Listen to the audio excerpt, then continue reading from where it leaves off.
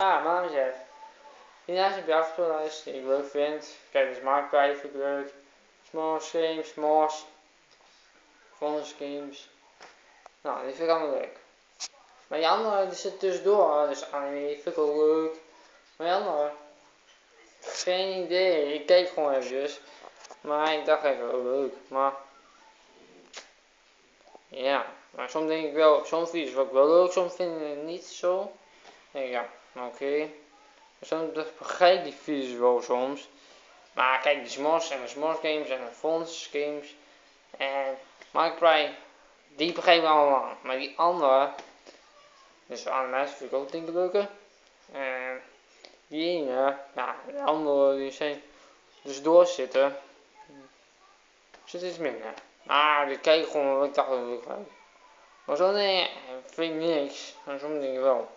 Dus, bye bye.